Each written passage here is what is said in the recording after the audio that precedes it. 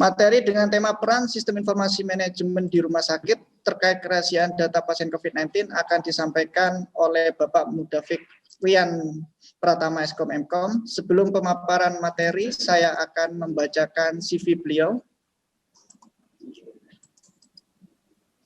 Beliau menempuh pendidikan S2 di Universitas Islam Indonesia Yogyakarta dengan bidang keahliannya yaitu Natural Language Processing, Data Mining, Digital Forensic, serta Cyber Security. Saat ini beliau mengajar di program studi Rekamedik, Politeknik Negeri Jember. Selain itu, beliau juga aktif dalam bidang pengembangan IT, yaitu founder di Pintar Ngoding dan co-founder di Humasoft Teknologi. Materi terakhir ini akan disampaikan kurang lebih 30 menit, Pak Mudafik. Sebelumnya saya menyapa dulu ya Pak Mudafik, bagaimana kabarnya? Alhamdulillah, baik. Terima kasih Mas Moderator. Ya. Saya panggil Mas saja.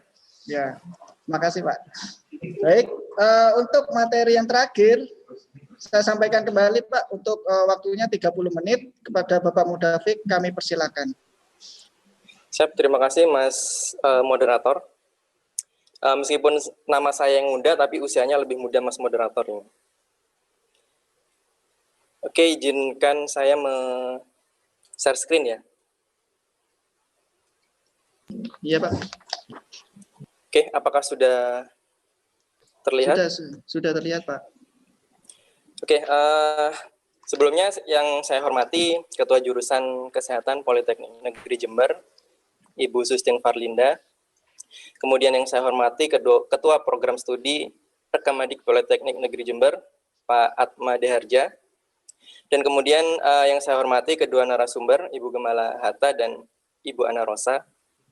Dan juga yang saya hormati dan banggakan teman-teman panitia dan peserta seminar nasional. Oke, mohon izin menyampaikan materi tentang peran SIM-RS terkait kerahasiaan data pasien COVID-19. Jadi karena background saya ini adalah IT, di sini saya akan berbicara dari sisi teknologi yang bisa diterapkan pada SIM-RS tentang bagaimana mengamankan data. Oke, mungkin jadi nanti bahasanya agak sedikit ke IT-IT-an ya. Oke, ini CV saya. Nah, sebelumnya saya ingin membahas dulu tentang kasus kebocoran data. Pada bulan Juni lalu, kita dihebohkan dengan kasus kebocoran data pasien COVID-19 di Indonesia yang dijual di dark web, yaitu yang beralamat di redforums.com. Jadi memang situs itu adalah situs yang biasa digunakan untuk transaksi data-data ilegal.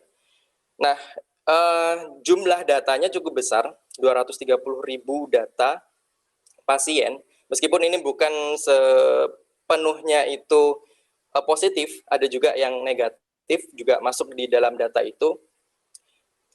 Nah, sebenarnya kasus kebocoran data ini bukan pertama kali terjadi ya di tahun ini. Nah, kalau kita flashback di tahun 2017, kita juga dihebohkan dengan kasus merebaknya virus ya, ransomware yang juga menyerang dua rumah sakit di Jakarta. Nah, ransomware ini merupakan jenis malware atau malicious ware, yaitu software yang jahat ya. Nah, ransomware ini dia menuntut tebusan finansial kepada korban. Jadi menyita datanya, kemudian untuk bisa mengaksesnya harus membuat tebusan. Nah, kemudian di tahun 2018 kita juga dihebohkan dengan berita data pribadi dari 1,5 juta penduduk Singapura itu dicuri melalui SingHealth, yaitu lembaga kesehatan terbesar di Singapura. Bahkan data pribadi milik Perdana Menteri Singapura pun bocor melalui sistem SingHealth ini. Nah, kalau kita berbicara soal kasus kebocoran data, saya mengutip dari Seri Davidoff. Nah, dari bukunya berjudul Data Breaches, Crisis and Opportunity, di situ disebutkan bahwa jumlah kebocoran data yang dilaporkan itu adalah sebagian kecil dari jumlah kebocoran data yang sebenarnya terjadi. Jadi yang terblow up di media itu hanya sebagian kecil saja. Dan bahkan lebih banyak faktanya, realnya kasus kebocoran data. Oke, dari aspek hukum dari kasus kebocoran itu sudah dituangkan dalam Undang-Undang ITE ya. Di Undang-Undang Nomor 19 tentang perubahan UU ITE. Di pasal 45 di situ disebutkan bahwa setiap orang yang mengakses dan mendistribusikan data elektronik secara ilegal itu dipidana 6 tahun atau denda maksimal 1 miliar. Jadi sudah ada ancamannya. Kemudian di kesempatan ini saya ingin menyampaikan agar kita pun sebagai pengguna internet itu juga aware. Sebelum kasus kebocoran data pasien itu juga ada kasus kebocoran data dari marketplace ya, Tokopedia dan Bukalapak. Nah, kemudian di Ethical Hacker Indonesia ini membuat sebuah situs periksadata.com agar kita aware, meriksa akun kita itu pernah bocor melalui platform mana saja. Jadi di sini teman-teman peserta itu bisa melakukan pengecekan, tinggal memasukkan email yang kita gunakan yang kita gunakan untuk akun-akun di marketplace. Nah, kemudian akan muncul informasi data itu bocor melalui platform mana saja. Nah, di sini contoh yang saya sertakan di sini yaitu ada data yang bocor melalui akun di Canva, Disqus, dan Tokopedia. Nah, kemudian apa yang harus kita lakukan? Yang pertama kita lakukan adalah segera ganti password dan emailnya. Gitu. Oke, kembali lagi ke topik. Mengutip dari laporan trendmicro.com, kasus kebocoran data paling banyak itu adalah sektor kesehatan. Kemudian diikuti dengan data pada sektor pemerintah dan retail. Dan hal ini juga didukung oleh laporan dari survei yang dilakukan oleh IBM. Pada laporan IBM X-Force Threat Intelligence Index pada tahun 2019, di laporan ini menyebutkan ada 10 besar sektor industri yang terancam pada keamanan cyber. Nah, sektor kesehatan ini memasuki pada industri ke-8, urutan ke-8 paling ditargetkan dalam ancaman keamanan cyber. Oke, kenapa hal ini bisa terjadi? Kenapa sektor kesehatan ini rentan? Ternyata dari hasil survei yang dilakukan oleh BSSN pada menggunakan indeks kami ini singkatan dari keamanan informasi. Nah, di situ hasilnya adalah status kesiapan keamanan informasi di sektor kesehatan mayoritas masih bisa dikatakan tidak layak dari sisi keamanannya, keamanan informasinya. Nah, sekedar informasi, jadi indeks kami ini itu merujuk pada standar ISO 27001 tahun 2019. Nah, domain yang dimasukkan di dalam indeks kami ini antara lain tata kelola keamanan, kemudian pengelolaan resiko keamanan informasi, kerangka kerja keamanan, pengelolaan aset informasi, dan teknologi keamanan yang diterapkan. Nah, dari kelima domain tadi, ada 3 nilai terendah, yaitu pengelolaan resiko, kerangka kerja, dan tata kelola. Nah, hal ini mengindikasikan bahwa kesiapan sektor kesehatan untuk ketiga domain tadi, itu masih kurang dan perlu perbaikan berkelanjutan. Baik, berikutnya adalah jenis data. Nah, kalau kita membagi data, itu ada 2 jenis. Yang pertama adalah data regulated, yaitu data, ini adalah jenis kelompok data yang sifatnya terkait dengan identitas personal. Jadi misalkan NIK, kemudian nomor HP, alamat, nomor kredit card, kemudian username, password. Nah, itu masuk ke dalam jenis data regulated. Sedangkan yang kedua adalah data non-regulated. Ini terkait dengan histori dari aktivitas user. Misalkan histori pembelian, kalau misalkan itu di marketplace, kemudian data pemeriksaan, diagnosa penyakit, histori obat yang pernah dikonsumsi, dan lain sebagainya. Itu masuk ke dalam data non-regulated.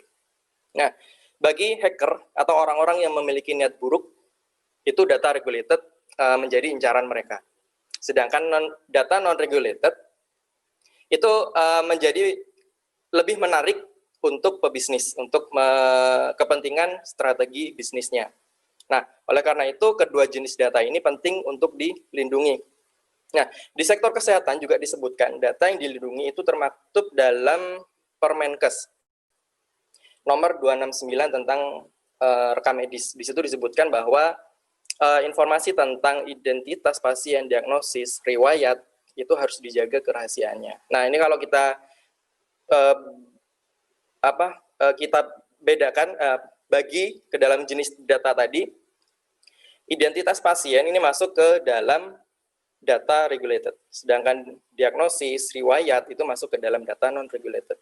Jadi dua jenis data tadi itu sudah ada payung hukum bahwa itu harus dijaga kerahasiaannya.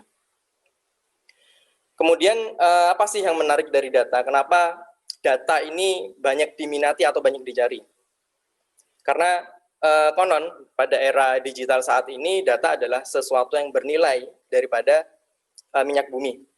Seperti halnya minyak bumi yang diolah bertahap hingga akhirnya menjadi sebuah produk yang bernilai tinggi, maka demikian juga data. Data ketika diolah menjadi informasi, informasi ketika diolah menjadi pengetahuan, dan pengetahuan ditransformasi menghasilkan teori-teori untuk memberi keputusan, membuat strategi untuk kepentingan organisasi ataupun untuk masyarakat. Oke, bocornya data itu memang hal negatif ya, hal negatif. Bocornya data itu hal negatif. Tapi saya mengutip quotes dari Seri Davidov, dia seorang expert cyber security. Nah, bocornya data itu ada sisi positifnya, yaitu memberikan warning kepada pemilik data agar aware terhadap keamanan data. Jadi biar pemilik data atau pengelola data ini bisa bangun dari tidurnya, sehingga bisa mempersiapkan sistem yang dibangunnya ini menjadi sistem yang aman. Nah, ini sejalan juga dengan artikel yang saya dapatkan dari persi.or.id, yaitu Perhimpunan Rumah Sakit Seluruh Indonesia. Tantangan menuju Smart Hospital 4.0 itu adalah berkaitan dengan keamanan data dan penyimpanan data. Jadi memang tantangannya di situ, keamanannya. Kalau misalkan sebelumnya Ibu Gemala dan Ibu Ana Prosa menyebutkan dari sisi peran PMIK-nya, PMIK bagaimana mengamankan data atau menjaga kerahasiaan data. Nah, menuju Smart Hospital juga harus didukung dengan keamanan dari sisi sistemnya. Nah, aspek hukumnya saya kutip dari Permenkes nomor 97 tahun 2015 tentang peta jalan SIMKes. Di situ disebutkan bahwa ancaman keamanan informasi dapat berasal dari internal maupun eksternal organisasi. Oleh karena itu, manajemen keamanan informasi menjadi suatu hal penting yang harus mendapat perhatian. Jadi memang harus ada penekanan pada SIMKes atau SIM-RS. Penekanan untuk mengamankan dari sisi teknologinya. Kemudian komponen perlindungan data. Terdapat tiga komponen ya dalam perlindungan data, yaitu yang pertama adalah pemilik datanya, kemudian yang kedua adalah pengontrol data, dan yang ketiga adalah pemroses data. Jadi yang dilindungi itu ada pada datanya, kemudian yang ngelola, kemudian tempat data disimpan. Pemroses data ini di mana data itu disimpan, entahkah di cloud server atau dedicated server. Nah, pemilik data pun harus aware juga terhadap keamanan, seperti yang disampaikan oleh Ibu Ana Rosa tadi. Jangan sembarang memberi informasi privasi, misalkan jangan sampai memberi nomor KTP-nya berapa, bahkan jangan sampai sembarangan memberi foto KTP. Nah, maka wajib menjaga kerahasiaan data pasien. Maka yang wajib menjaga kerahasiaan data pasien ini siapa? Seperti yang disampaikan oleh Ibu Ana Rosa tadi, yaitu rumah sakitnya, yaitu pengontrol yang mengontrol data. Nah, ini sejalan dengan Permenkominfo nomor 20 tahun 2016 tentang perlindungan data pribadi dalam sistem elektronik. Nah, pada pasal 28, di situ disebutkan setiap penyelenggara sistem elektronik wajib, nah penyelenggara sistem ini yaitu SIM-RS, penyelenggaranya siapa? Ya rumah sakitnya. Nah, wajib menjaga kebenaran, kerahasiaan, penyimpanan, dan penyebar luasan data pribadi. Jadi harus ada upaya dari rumah sakit untuk menjaga kerahasiaan data pribadi. Berikutnya di pasal ke-33, nah itu penyelenggara sistem elektronik, yang rumah sakit tadi ya, memberikan perlindungan rahasia data pribadi dalam sistem elektronik yang dikelolanya. Jadi rumah sakit yang memiliki SIM RS itu juga wajib menerapkan keamanan data pada SIM RS-nya. Oke, berikutnya pilar keamanan data. Ketika kita bicara soal pengamanan data, maka harus didukung oleh ketiga pilar. Semua upaya tidak akan berjalan dengan baik kalau tidak didukung ketiga pilar ini. Nah, pertama adalah policy, kedua adalah prosesnya, yang ketiga adalah people-nya. Nah, people tadi sudah dibahas oleh Ibu Gemala dan Ibu Ana Rosa dari sisi PMIK-nya.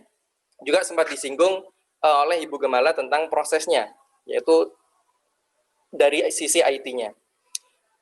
Nah, dari sisi policy, yang pertama bisa dilakukan adalah audit keamanan sistem. Jadi yang sudah punya SIM RS, lakukan audit dari sisi keamanannya. Yang direkomendasikan oleh Permen Kominfo nomor 4 tahun 2016, PSE atau penyelenggara sistem elektronik, yang menyelenggarakan sistem elektronik strategis harus menerapkan standar ISO 27001 dan ketentuan pengamanan yang ditetapkan oleh instansi pengawas dan pengatur sektornya. Kalau sektor kesehatan berarti pengaturnya ada di Permenkes. Oke, jadi direkomendasikan menggunakan standar ISO 27001. Meskipun juga bisa menerapkan audit keamanan sistem pada standar ISO 27002 atau mungkin framework lain seperti COVID. Nah, berikutnya adalah kebijakan privasi yang bisa dilakukan. Pertama adalah ketegasan pembatasan penggunaan data pribadi. Kemudian yang kedua adalah perjanjian dengan pihak ketiga yang membantu pengolahan data. Misalkan data rumah sakit itu melibatkan pihak ketiga, maka harus ada klausul kontrak khusus. Atau misalkan pengembangan SIM RS-nya itu dari pihak ketiga, maka juga harus ada klausul khusus yang intinya pihak ketiga yang menyelenggarakan ini atau yang mengembangkan sistem ini juga harus menjaga keamanannya, harus menjaga kerahasiaan datanya. Oke, kebijakan berikutnya adalah menerapkan SOP keamanan sistem di setiap rumah sakit. Nah, misalkan seperti pembatasan akses langsung ke database. Kemudian aturan mengganti password secara berkala. Jadi memang itu harus aware dari SDM-nya, harus mengganti password secara berkala, tapi juga harus didukung dari sisi kebijakan rumah sakitnya. Nah, kenapa ini penting? Nanti saya bahas di pilar yang kedua. Oke, pembatasan akses langsung ke server itu juga harus diperhatikan. Nah, aturan jumlah dan kombinasi karakter password itu juga hal yang penting, yang juga perlu ada dukungan dari kebijakan. Berikutnya adalah backup secara berkala. Nah, ini backup database secara berkala ini sejalan dengan Permenkes nomor 92 tahun 2014 yang menjelaskan di situ pemeliharaan database itu salah satunya dilakukan dengan cara melakukan backup data secara rutin. Karena apa? Backup data, misalkan data itu hilang atau dicuri dan lain sebagainya, nah masih ada backupnya. Kebijakan berikutnya yang mungkin bisa diterapkan adalah keamanan sistem informasi itu menjadi penilaian akreditasi di rumah sakit. Nah, jadi tidak hanya tersedianya SIM RS saja yang dinilai. Jadi sekilas saya membaca dari SNARS, Sistem Nasional Akreditasi Rumah Sakit, di situ belum spesifik menyebutkan dari sisi keamanan sistemnya, hanya menyebutkan ketersediaan SIM di rumah sakit. Nah, ini perlu, jadi tata kelola keamanan sistem juga menjadi kriteria penilaian akreditasi. Atau mungkin juga sudah atau belumnya SIM RS itu dilakukan audit, itu mungkin bisa jadi poin penilaian tersendiri di akreditasi rumah sakit. Oke, pilar kebijakan, pilar polisi yang berikutnya adalah unit keamanan informasi. Jadi minimal di rumah sakit itu terdapat 1 orang di unit keamanan sistem. Nah, ini sesuai dengan ISO 27799 tahun 2017 tentang manajemen keamanan informasi pada sektor kesehatan. Nah, itu disebutkan bahwa minimal terdapat 1 orang di unit keamanan sistem. Ini masih sejalan ya, berdasarkan saran dari BSSN, itu ada tim penanganan insiden cyber. Nah, di situ disebutkan CSIRT, yaitu Computer Security Incident Response Team. Jadi ini sebagai PIC yang menangani misalkan ada kebocoran data dan lain sebagainya. Nah, kalau misalkan tim penanganan insiden cyber ini tidak mampu mengatasi, nah ini bisa menjadi PIC yang berhubungan langsung dengan BSSN. Jadi BSSN itu memberi kesempatan ya untuk bisa bekerja sama menangani keamanan data di sektor kesehatan. Kemudian staf keamanan informasi itu kalau bisa dibedakan dengan staf IT. Jadi staf IT mungkin mengembangkan dari sisi menjaga jaringannya, menjaga sistemnya. Nah, staf keamanan informasi ini lebih fokus pada menjaga keamanan sistem. Jadi yang jaga lilin lah ya, ibaratkan yang jaga lilin servernya. Nah, berikutnya adalah pilar proses. Ada beberapa sisi yang bisa dilakukan. Yang pertama dari sisi servernya, yaitu jangan menggunakan share hosting. Share hosting itu satu server itu bisa dipakai bersama-sama dengan user yang lain. Jadi jangan pakai kalau misalkan menerapkan pendaftaran online atau SIM-RS itu jangan menerapkan share hosting. Nah, gunakanlah cloud server atau VPS atau dedicated server. Yang berikutnya, Pak Mudafik, waktunya tinggal 7 menit. Tinggal 7 menit, baik. Yeah. Kemudian tersedia log server, implementasi IDS. IDS ini seperti antivirus. Ketika ada tindakan anomali atau tindakan yang mencurigakan, dia akan memberikan alert. Kemudian menonaktifkan port network yang tidak dipakai, karena salah satu cara hacker itu menyusup adalah dengan scanning port. Port yang nggak dipakai yang mana? Dia bisa masuk ke lewat pipa itu. Nah, berikutnya, dari sisi SIM-RS, itu terapkanlah SSL. Nah, SSL itu cirinya adalah HTTP-nya ada S-nya, HTTPS, secure. Nah, ini saya tunjukkan, saya melakukan sniping atau penyadapan pada sebuah jaringan. Nah, kalau misalkan situs itu tidak menggunakan SSL, dia akan nampak jelas di situ username dan passwordnya jelas. Gamblang ya, jelas terlihat. Nah, tetapi ketika kita menerapkan SSL, itu data itu terenkripsi. Jadi ini penting buat setiap rumah sakit, SIM-RS itu menerapkan SSL pada sistemnya. Kemudian menerapkan CAPTCHA pada sistem loginnya untuk menghindari brute force attack. Kemudian ada penyimpanan transaksi database, lognya ya, lognya. Jadi ketika ada transaksi database, dia dijalankan oleh siapa dan lain sebagainya. Nah, dan lain-lain. Nah, kemudian yang terakhir dari sisi sini, dari sisi SIM-RS, yaitu set password minimal 8 karakter dengan kombinasi huruf dan angka. Kenapa ini perlu? Nah, kalau teman-teman bisa periksa di password.kaspersky.com, nah, saya melakukan percobaan beberapa kata kunci password ya. Misalkan saya menggunakan kata bingo. Nah, ketika kata password bingo ini saya terapkan, itu butuh waktu hanya 47 menit untuk dilakukan attacking password. Jadi sistemnya adalah brute force attack ya. Serangan brutal mencoba kombinasi password kemudian oleh sistem. Nah, bingo ini hanya butuh waktu 47 menit. Semangat itu 9 jam dan lain sebagainya. Nah, yang butuh waktu 7 tahun ini adalah Casablanca yang disertai dengan karakter-karakter. Oke. Berikutnya kesadaran individu, mungkin ini sudah dibahas oleh narasumber sebelumnya. Nah, yang saya tekankan di sini adalah jangan gunakan password yang lemah. Seperti misalnya Bismillah, ya Bismillahnya bagus, tapi jangan diterapkan di password.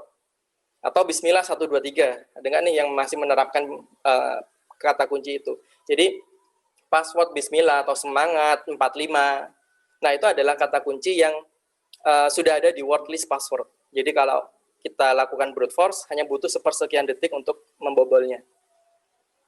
Nah, kemudian rutin mengganti password tadi, berhati-hati pada phishing, yaitu jebakan Batman ya, ini URL atau situs yang ada jebakan di situ. Berhati-hati pada social engineering dan pasien jangan sembarang memberi data privasi. Oke, setelah kita tahu banyak hal yang perlu dilakukan, banyak PR yang harus dilakukan untuk mengamankan data. Apakah sempat berpikir, ya sudah nggak usah di-online-kan aja? Nah, ini salah besar. Karena tantangannya adalah pada data integration, integrasi data. Contoh kasus misalnya ini ya, nama contoh aja, Pak Rudi. Nah, dia domisili di Jember, kemudian dia punya riwayat penyakit, dan periksanya di rumah sakit di Jember. Di situ dicatatlah nomor rekam medisnya, keluhan, dan lain sebagainya. Kemudian suatu ketika melakukan perjalanan ke Malang. Penyakitnya kambuh. Kemudian melakukan periksalah di rumah sakit yang ada di Malang. Maka dicatat lagi. Nah, kalau data ini tidak terintegrasi, maka dokter di Malang itu nggak bisa melihat dosis obat yang sebelumnya dikonsumsi itu seperti apa. Kalau dosisnya lebih rendah, mungkin nggak akan ngefek pada pasien yang namanya pasien ini, kan kayak gitu. Nah, berikutnya adalah tentang program pemerintah, yaitu Satu Data Indonesia. Nah, ini termaktub dalam Perpres nomor 39 tahun 2009 tentang Satu Data Indonesia. Nah, di situ disebutkan bahwa untuk memperoleh data yang akurat, terpadu, mudah dibagikan, itu dengan program ini. Kemudian Menteri dapat menetapkan standar. Nah, maka dari itu di breakdown-lah Kemenkes punya satu data kesehatan di satu data kemkes.go.id. Nah, kalau kita lihat di sini masih tidak real time ya, masih tidak real time. Nah, maka ada dua isu penting yang ada saat ini, yaitu integrasi data dan yang kedua adalah keamanan data. Jadi integrasi data itu penting, keamanan data itu juga penting. Maka PR-nya ada dua tantangan ini. Nah, maka salah satu teknologi yang lagi in saat ini adalah blockchain, teknologi blockchain. Jadi blockchain ini adalah sebuah sistem penyimpanan data yang terdesentralisasi dalam jaringan yang diamankan menggunakan kriptografi. Jadi munculnya blockchain ini bermula dari merebaknya Bitcoin ya, cryptocurrency itu. Nah, di sini misalkan ada 5 rumah sakit A, B, C, dan E. Nah, itu terhubung dalam satu jaringan blok.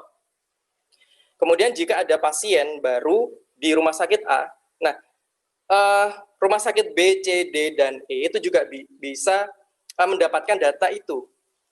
Tentunya atas izin rumah sakit A. Nah, perizinan ini dilakukan by system.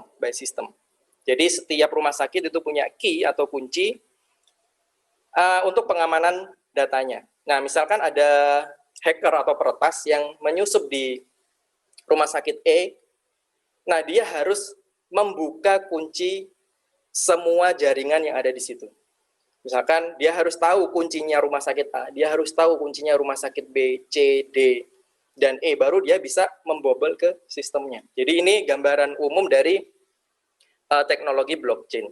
Kemudian saya mengutip dari sebuah artikel, teknologi blockchain dapat membantu perencanaan dan mobilisasi sumber daya secara efektif.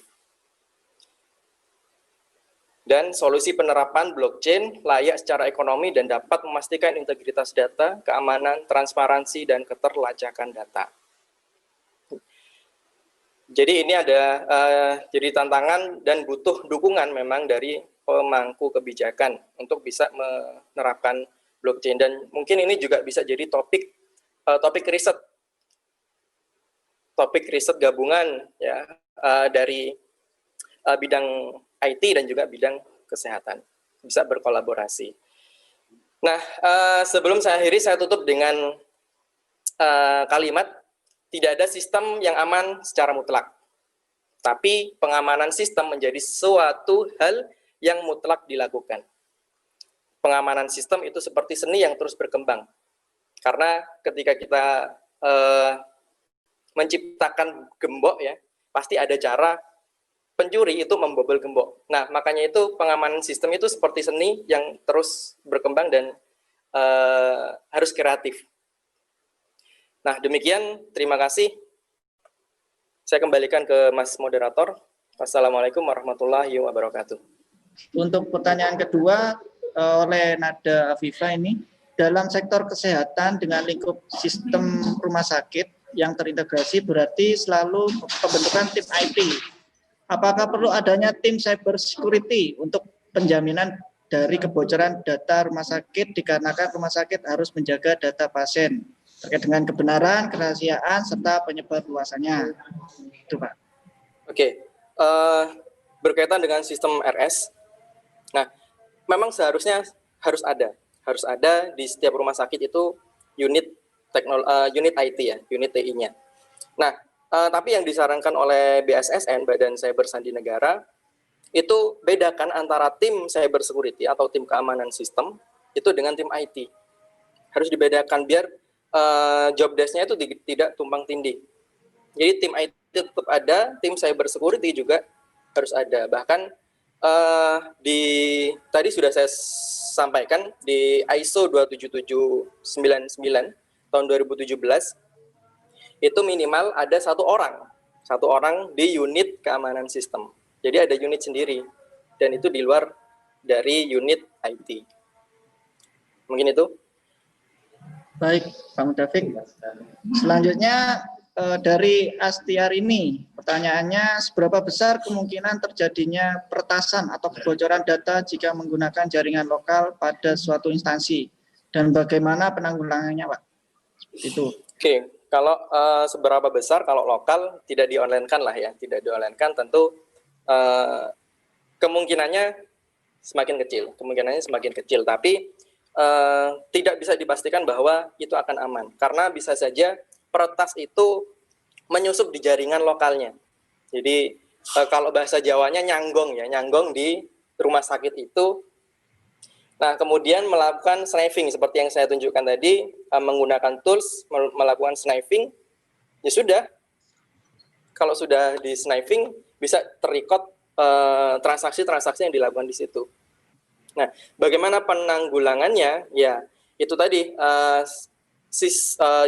unit keamanan atau tim IT itu saya sempat sebut tadi harus sering jaga lilin, memantau. Maksudnya adalah memantau agar lilin itu nggak mati, ya, agar sistem itu tetap berjalan normal. Itu. Baik, Pak. Selanjutnya pertanyaan terakhir dari Nur Fadilatul. Bagaimana cara kita mengetahui bahwa data kita bocor? Apakah ada peringatan tertentu dari email seperti pemberitahuan keamanan apabila ada yang login dalam akun kita? Oke. Bagaimana cara kita mengetahui bahwa data kita bocor? Cara mengetahuinya yang paling simpel adalah kita melakukan tracing ke sistemnya, ke servernya, entah itu ke SIM RS-nya. Karena apa?